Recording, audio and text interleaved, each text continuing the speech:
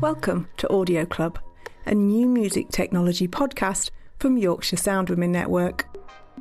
I'm Caro C, and each month I'm going to be talking to some amazing women and gender minority audio professionals who will be telling us about their work and also sharing some creative inspiration, career advice, gear tips and much more. In this episode, things get a little futuristic as we look at how recent innovations in technology have opened up exciting possibilities to get creative with sound. I'm joined by sound artists and researchers Vicky Clarke and Jung In Jung to hear about the ways in which they're each taking audio into new dimensions. Manchester-based Vicky is currently using artificial intelligence to lead listeners through impossible digital sound worlds.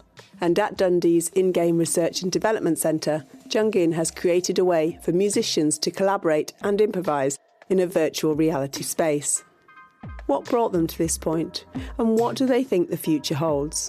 You won't need a crystal ball to find out. Just keep listening to Audio Club. Hello and welcome to Audio Club, Vicky Clarke and Jung In. I wonder if you can tell us a bit about what you do and how you're using cutting-edge technology to be creative with sound. Jung In, could you start for us, please? Yes. Hi, I'm Jung In Jung. I'm a sound artist and researcher, currently doing my postdoc at the Research Center In-Game as a R&D fellow in interactive engagement.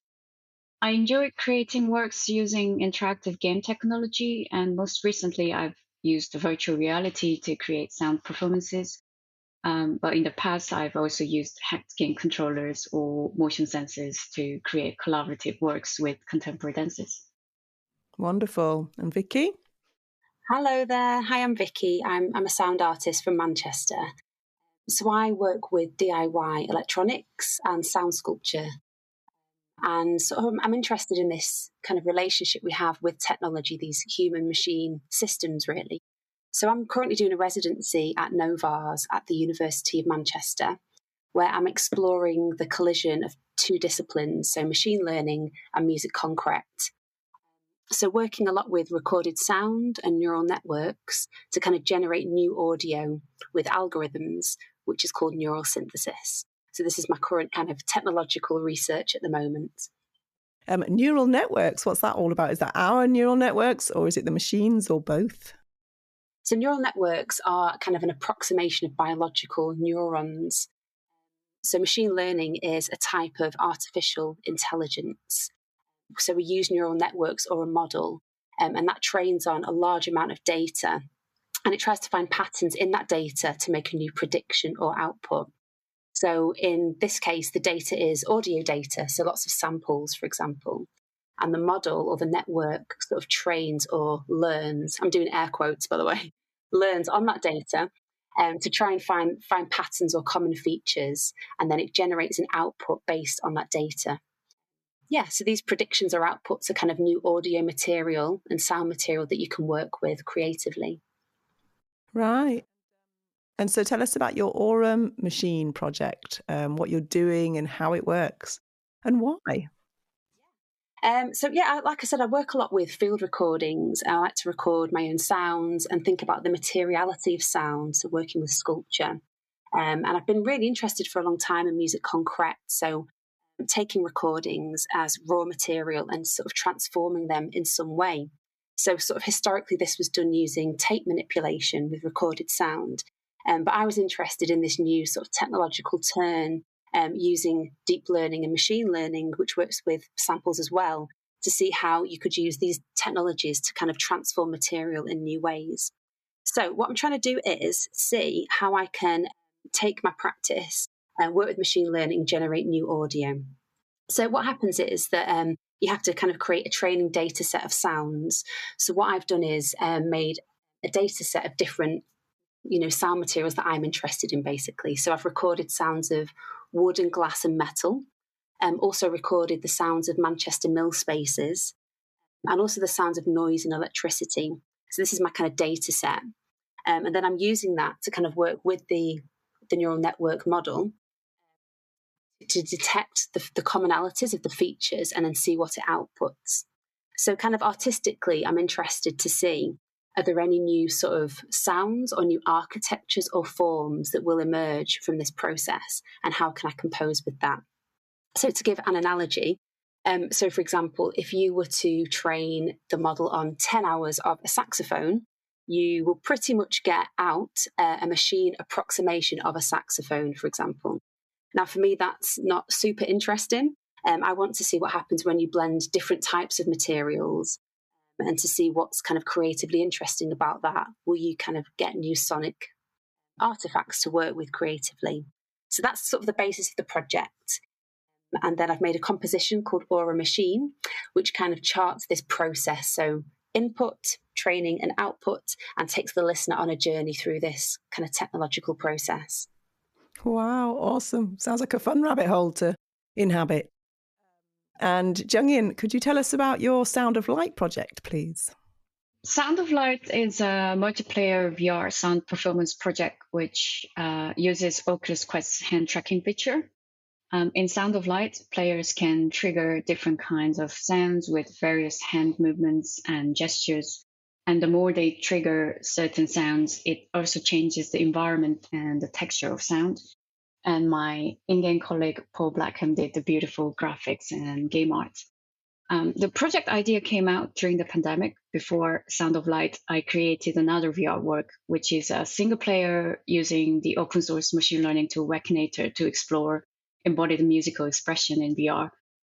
I was supposed to perform the piece at the Baby Castles Gallery in New York physically. So I was thinking of presenting it in a quite traditional way, me standing in front of people wearing a VR headset and people watching the projected image from a headset and listening to my performance and etc. But when it was cancelled due to the pandemic, I realized that I need to create a new format to present my work rather than just waiting for a better moment. So since then, I decided to focus on my research towards the multiplayer and social side rather than just between me and the technology. So one interesting feature of Sound of Light is that there is no voice chat function. So the players can only communicate with their hand gestures and sounds they trigger. My initial purpose of this was enhancing and focusing on only physical movement and sound. But I realized that it offered a very interesting situation to observe participants, how they learn things from me and how they learn and teach things to each other. And also in the end, it created unbiased, gender-neutral space to purely perform and play together. So I'm currently also writing an essay based on this experience. Brilliant. Awesome stuff. I wonder if I could ask both of you if there's been any kind of particular advancements in technology over the past few years that makes it possible for you to do what you're doing. Definitely, there have been huge improvements with VR technology in the last, I would say, even less than 5 years.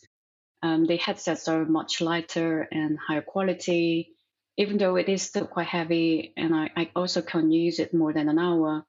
I mean, some people say they can't even wear it for 10 minutes or something like that, but still, it's much better. But especially Oculus Quest is very affordable, and it also supports the hand tracking feature without requiring you to wear any extra hand tracking gloves or anything like that.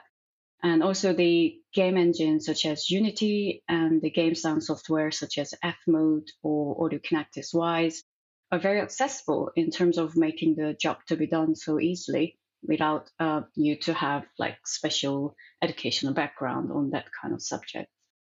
Vicky?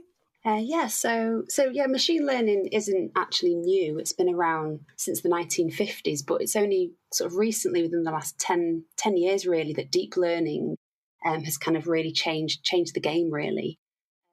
So basically, machine learning needs a lot of computational power. The more training data you have and the longer it trains, the more accurate your kind of outcome will be. So as computers have become more powerful, it's meant that these algorithms and these models have become more used and they're more accessible. There's been other things in terms of software as well, sort of more kind of democratizing factors where people are using things like Google's TensorFlow, Facebook's PyTorch, and also the use of Python programming language has meant that more and more people are kind of gaining access to these algorithms and these models that are kind of shareable on the internet. Wow, cool. And that moves us on to finding out a bit more about what kit and software you are using. So, Vicky, are you able to do all this just on your laptop, if you like, or do you have to go to a bigger computer to be able to work? For the residency, I'm working in collaboration with PRISM, which is Practice for Research in Science and Music at RNCM, so the Northern College of Music. And I'm working with them specifically because they have access to these really great computing machines. So it's really kind of important that you have this computing power. You can do parts of it in your laptop as well. So I've been doing some cloud-based training.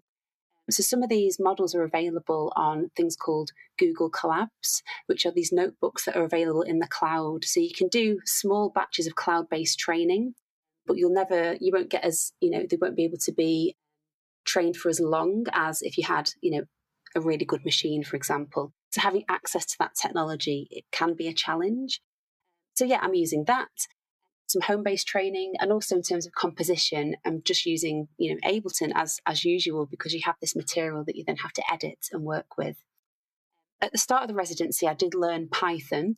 I kind of foolishly thought that, I'll just make my own algorithms. That's fine. It's actually really difficult. But then, because I now understand the kind of grammar of how these things work, it means that I can kind of converse with the technologists that I'm collaborating with better. I can understand the code on these Google Colab notebooks and change some of the parameters as I go. So having that kind of base encoding is quite interesting and can kind of make you understand a little bit more what's happening with these processes. Awesome. Yeah. And Jung In, apart from the Oculus Quest, what other kit are you using? I use the game engine Unity to create the VR content. I've never used it before I started my job at InGame. But, this pandemic kind of offered me a great time to learn all these kind of new things. So Unity uses a C# language, so that's something I had to learn.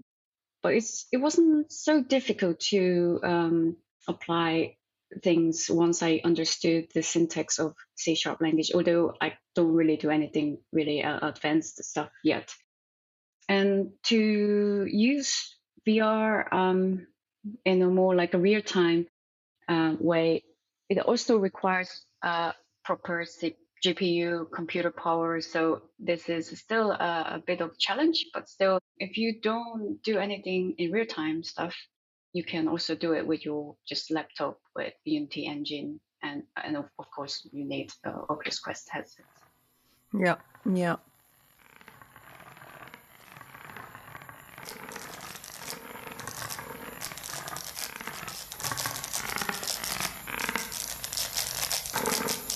You're listening to the audio from Jung In's multiplayer VR performance project called Sound of Light. This uses the Oculus Quest headset's hand tracking feature to turn players' gestures into a range of sounds.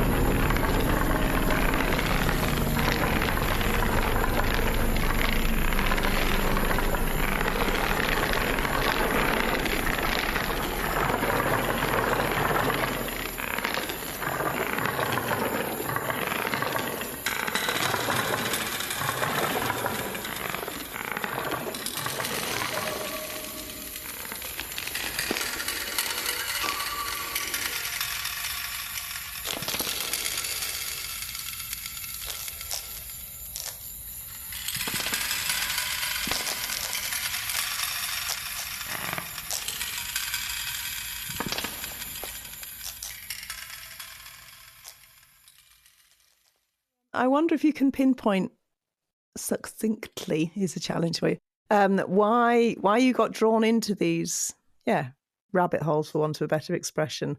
What made you think particularly curiously about this aspect and think, I want to learn more about this? I'm not just interested in sound and music.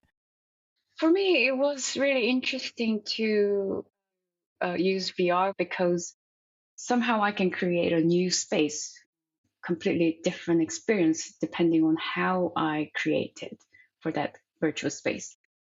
And then when I saw the hand tracking feature of Oculus Quest, I realized even the just one part of your body is kind of visualized in real time in virtual space, but it actually makes huge difference. Your hands are no longer really these fake hands with, visualized controllers, but it's really actually you see your real hand movements.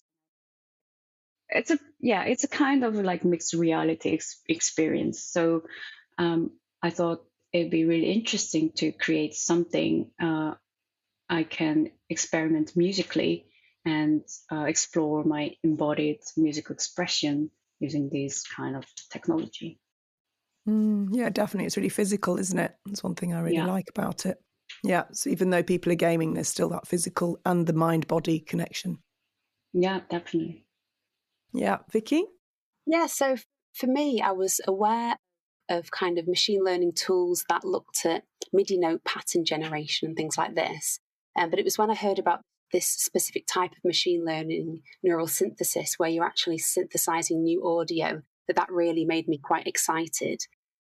And I went on a research trip to Russia a couple of years ago to meet a couple of artists who were working with some of these tools, and hearing some of the sounds that were coming out of these training networks. They were sounds that I hadn't heard before. And for me, that was really exciting to sort of hear types of new sounds. And there was things like almost like machine breath I was hearing, and different architectures and events and tones happening that I wouldn't expect. So I instantly thought, actually, this is really exciting for kind of the materiality of sound. So what would happen if I was to kind of collide different materials together? Could I create these new sounds, and how would I compose with those? So for me, it was very much about the sound and trying to find new ways to work in this way. And because I work a lot with samples and musique concrète and drum machines and all of this type of thing, I was just really fascinated by what this machine learning is. So could it be an instrument? Is it a tool to make music with?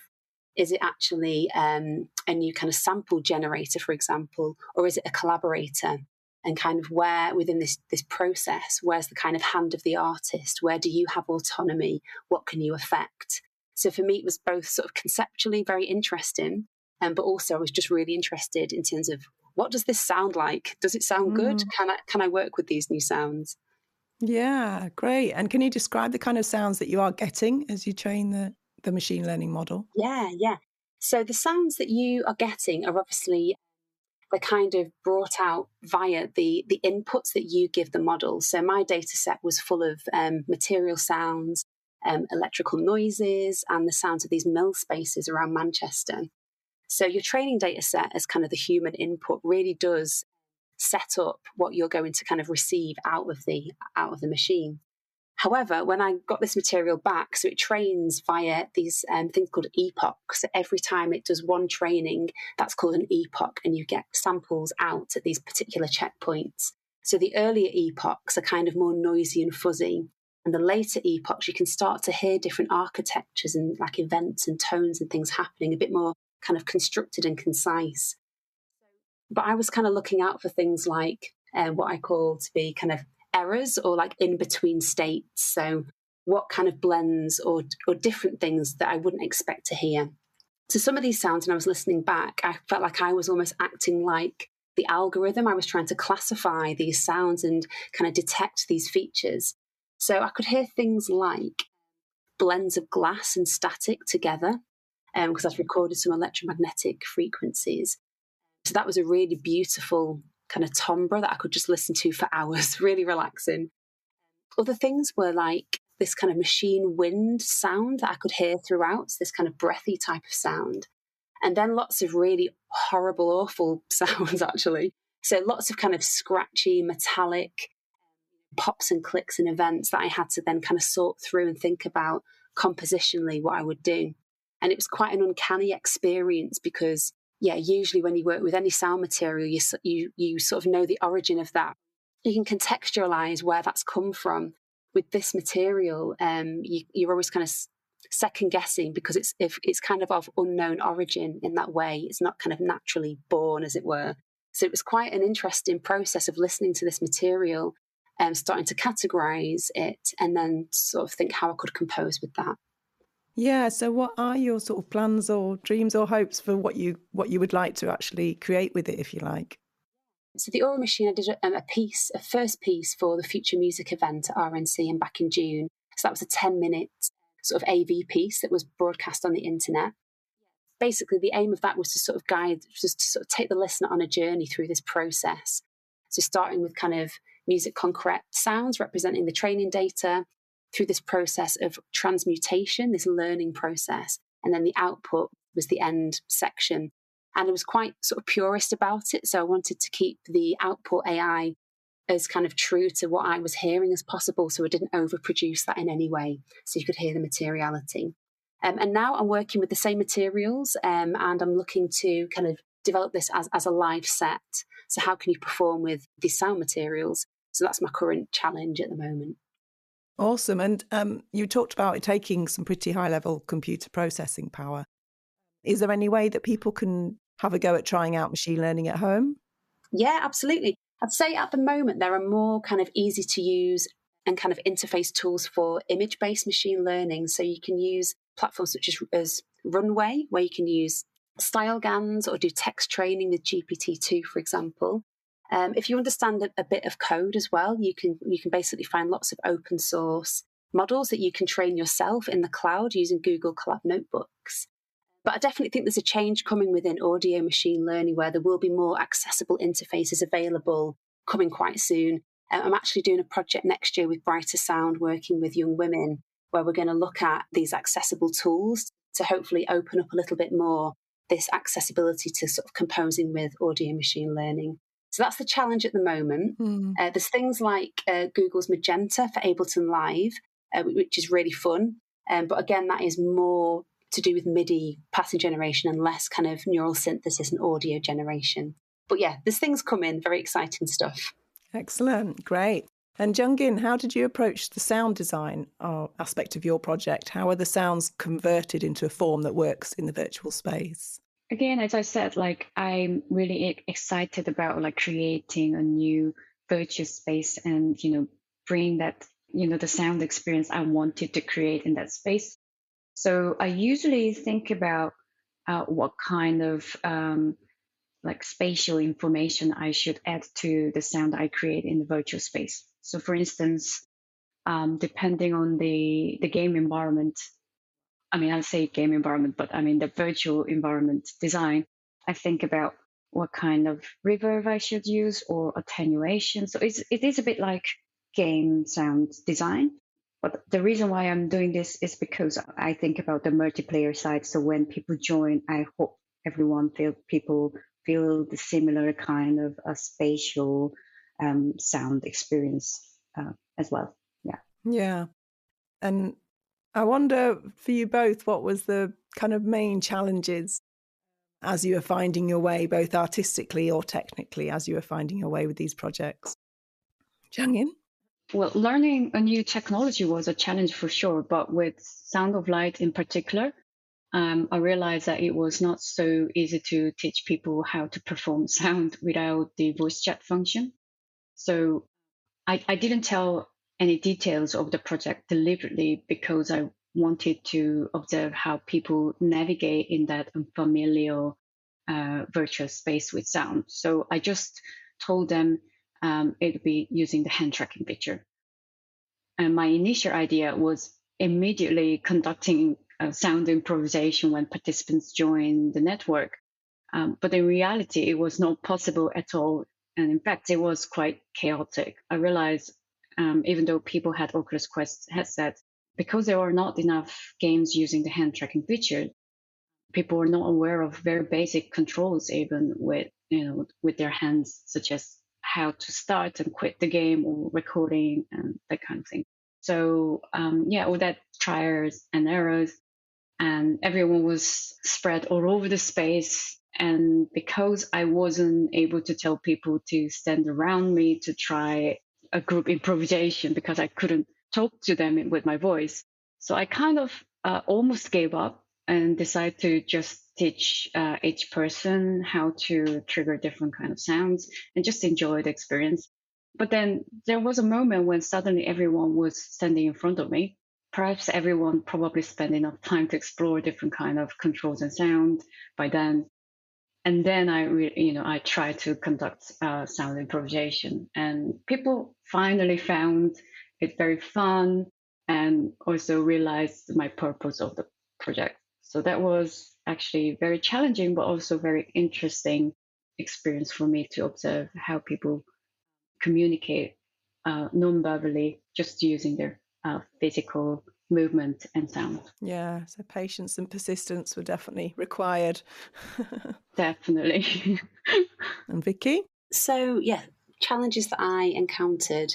I'd say, technical challenges is just access to equipment and knowledge, actually. So doing this residency has been great because I've been part of a new machine learning for music group called Unsupervised. And that's a collaboration between NOVARS at the university, but also RNCM. So it's meant that we've had this kind of monthly club where we all meet up with the students and chat about, things that we're finding difficult, things that we've found out, what are the sort of compositional challenges. So that's been really good to kind of have that support, actually. But if I wasn't doing the residency, it would be quite hard to kind of, as a non-brilliant coder, to kind of access these models and have the skills to do that. So this accessibility question is kind of key, I think, for kind of opening this up in the future. And artistically, it's been a challenge to just compose with the material, actually. When we worked with the training model, the actual audio quality has to be 16K and 16-bit, which is quite lo-fi. So that meant that the material that you kind of generated out of the model was, again, quite lo-fi. So then that kind of brought up different compositional and aesthetic questions around, how much do I change this material?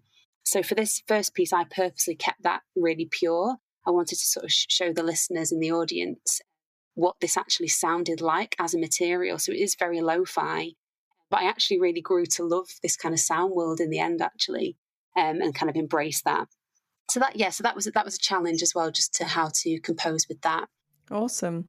Yeah, I really like how you're both challenging the stereotypes of what those technologies exist for. So, for example, I've been sent an email that says, would you help us test some artificial intelligence that can create pop melodies for you? Or also that virtual reality can be quite a solitary experience. Are you intentionally doing this, or has it just happened that you're in that kind of questioning troublemaker zone? Jung In?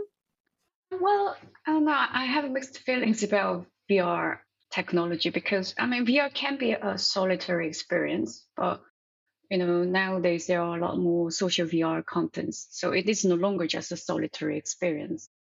But definitely it reduced physical contact, I guess. But I think it is just not VR, maybe. But any online technology, we could see the advantage of the internet during the pandemic, which lets us to work and meet remotely. And there have been some news about how it actually included more people providing easy access, not just for disabled, but also, introverts and, that kind of people. Yeah, I have I have mixed feelings about it, but I don't try to create a solitary experience. Of course, I'd love to invite more people and perform with me and enjoy that experience together. Yeah, I fully agree with that, actually. And yeah, this question of sort of, AI being used to imitate human composers, I think that's one route, maybe kind of an extreme route, for example, but creative machine learning can be so much more nuanced than that. There's lots of different ways that you can work with these tools and with these disciplines. So for me, the sort of fascinating thing about it is this idea of creating with the machine in some way, this sort of collaboration. Where's the hand of the artist? Where do you have autonomy? What do you get to decide? And ultimately, doing this project has actually really kind of reinforced for me how kind of human this process is. So these algorithms are created by humans. We have to supply the training data, and we decide what parameters the model's working with. And then we work with the output material in a normal compositional way. So it's hugely creative. And actually, the thing that I'm interested in is what can the machine do that I can't do? What does it suggest that I wouldn't think of? it doesn't come with, ideas of beauty or nuance or context. So those connections that are being made within the data, which we might find unbeautiful or unaesthetic, they could be really interesting. So these kind of errors, these in-between states. So for me, it's kind of just the start. It's really creative, and we can kind of really think about how we sort of collaborate with these technologies, and we still kind of maintain this autonomy and this kind of decision making over what's happening, really. So I think artistically, it's quite interesting. Yeah, definitely. And do you have any concerns or feel there's any ethical questions around these advances in technology? For VR, there are VR headsets with facial tracking. So in the future, it will be possible to show our facial expression and eye contact with other users using this technology. And this will enhance the connectivity with other people. But I mean, this is the narrative from big tech companies. And yet we still don't know how this technology can be used. This biometric data can be used to create even more personalized experience or advertisement, which is already happening on social media. So we may think we are sharing the same experience, but again, going back to the solidarity experience, maybe we never know. We may hear and see different things in virtual reality, and we know how music affects psychologically. So this very subtle manipulation can happen in virtual reality. And also where all our biometric data goes and how is it going to be used beyond commercially. And as Vicky is using machine learning and, of course, all this data mining and, all these things need to be, we should, continuously raising questions about this. Yeah, I agree. I think data bias is always present. It's been very much written about within kind of image-based machine learning as well. I think with this project, because I was kind of constructing that training data, I knew exactly what was in that data. So I kind of came up with a series of rules of how I would construct this data set. So for me, it was a biased data set in that I kind of knew all of the sounds. I recorded all of the sounds within that. So yeah, this kind of issue of bias, I'd say music is kind of more abstract potentially than kind of when you think about image classification, which has, it's quite dangerous in terms of assumptions around gender and race. But yeah, I think this is still to be kind of looked into further within audio machine learning as more and more people use these tools, really. Yeah, and I guess with anything, I mean, I know someone who works for the BBC doing AI development, and she was saying that I think she's the only woman in the team, and I was saying how important that is because, as you say, it is the humans that are ultimately interacting and putting in just the parameters, a bit like scientists, they're the ones coming up with the questions before they find the answers. So there is that. You can't step away from that, can you? At the same time as, I think even music itself is so socially constructed, isn't it, as to what is acceptable or good and what isn't, kind of thing. That let's hope that those questions all stay on the table, if you like.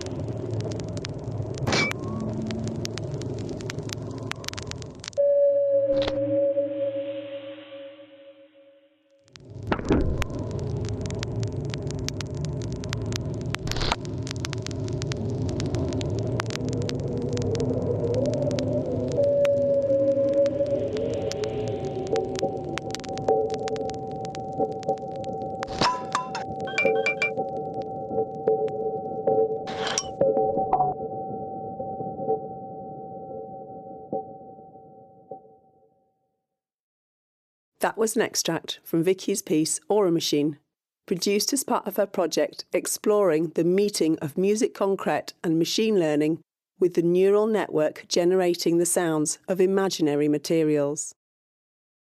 So I wonder if you can sort of do any signposting for people who might want to find out more about the crafts and the technologies and the engineering side of what you've learned.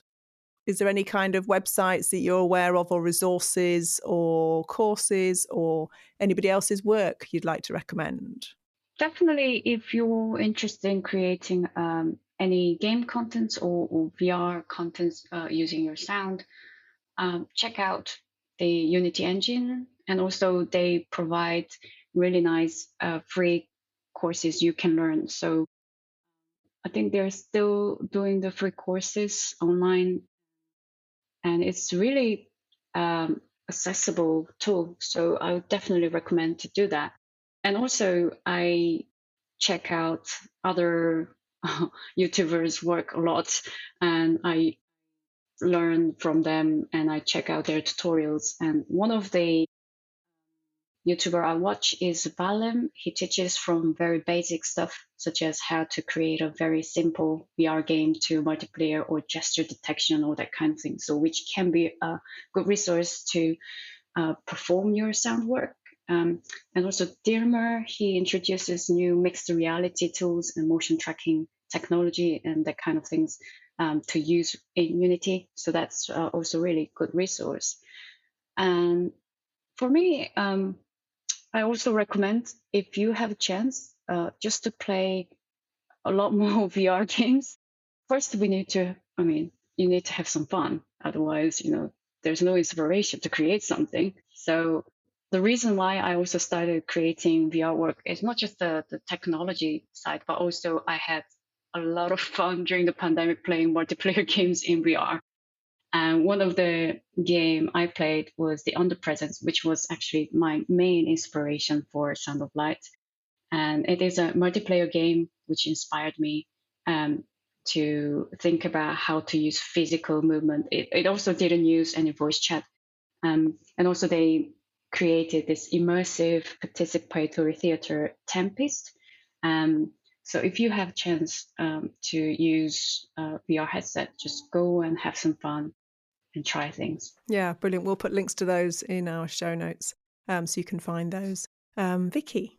Yeah, so I would suggest, if you want to start thinking about programming, you could do a beginner's Python course. So I did one on Codecademy, and they're relatively cheap. And that's a good way to sort of just to start thinking about these processes. There's kind of beginner's machine learning courses that you can do online quite easily.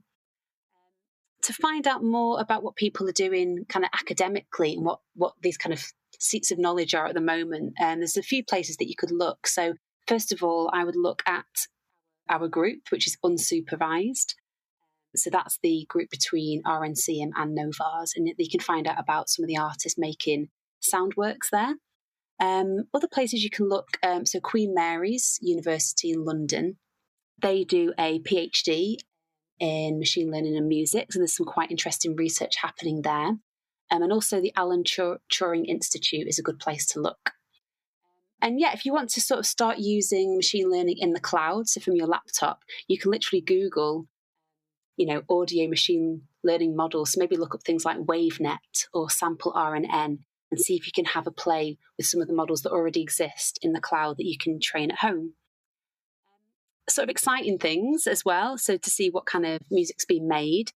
So music festivals, kind of international music festivals are really sort of clicked onto this stuff.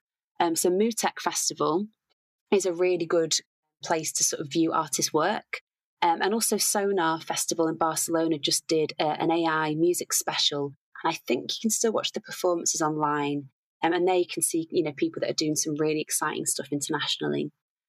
Two artists that I'd recommend are some friends from Berlin, actually. So the first one is Hexorcismus, who's making sound work. He's actually on the Masters in Berlin, but he's making sound work that is looking at decolonizing AI. So he works with kind of artifacts of indigenous cultures. It's really interesting work. And also Portrait Exo, who works with Dada bots and who's doing a lot of work around voice and AI. So both really fantastic musical artists. Wow, awesome. Also, I think I didn't mention anything about game audio stuff, so I just wanted to recommend to check out.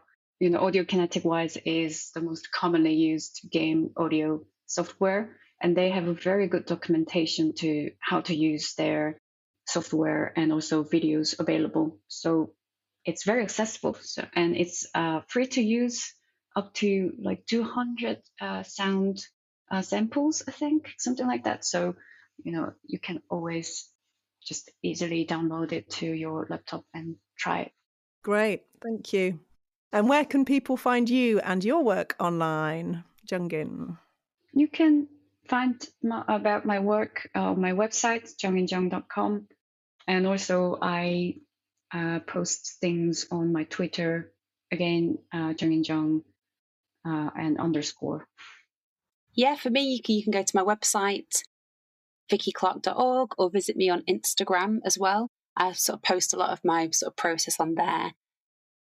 There'll be a website coming out sort of charting this research in the new year as well. So yeah, I'll keep you posted on that. Awesome. Wow. Well, glad that you two are there in the helm of the futures of art forms that you're working in. And wish you all the best with your things yet still to discover.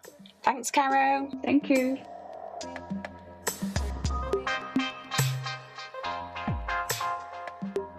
Audio Club is a podcast from Yorkshire Sound Women Network, presented by me, Caro C, and edited by Joe Kennedy. The theme music is by Iwan Obinyan, and it was produced by Abby Bliss. This podcast is supported using public funding by the National Lottery through Arts Council England.